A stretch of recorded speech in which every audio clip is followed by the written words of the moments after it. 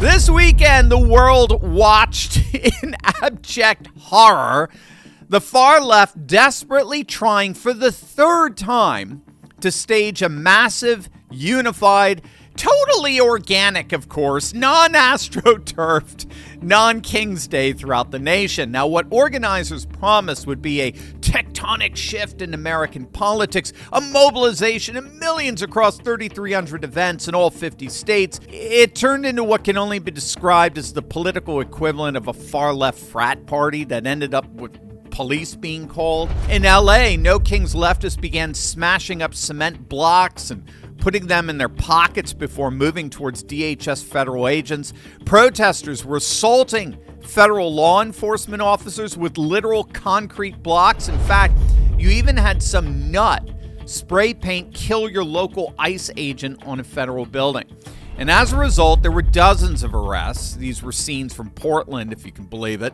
Law enforcement had a zero-tolerance policy for violence, and they cracked down hard on these protesters, which was a pattern repeated in cities all across the country. Law enforcement wasn't going to tolerate nonsense. Like I said earlier, this isn't a movement, it's a meltdown. It's a collective meltdown by some of the most neurotic people on the planet. Here's probably my favorite photo of the day. Here's a liberal white woman who probably lives alone with her dog. My dog is smarter than Trump. And the "than" is spelled T-H-E-N. Must be someone who graduated from the Laring Center in Minneapolis. This is the Democrat Party. This is the modern day Democrat Party. And no one pointed that out better than the great Scott Jennings. These No Kings rallies actually look pretty representative to me of the Democratic coalition. I saw people flying the hammer and sickle in New York City. I saw Hezbollah flags. I saw Hamas flags. I saw Palestinian flags. I saw trans signs. I see weirdo liberal boomers out there.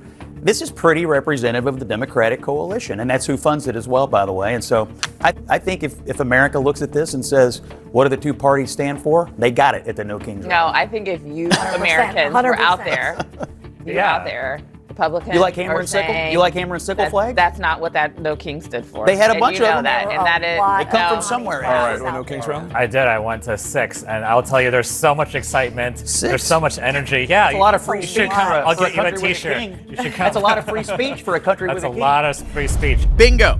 Scott nailed it. Bingo.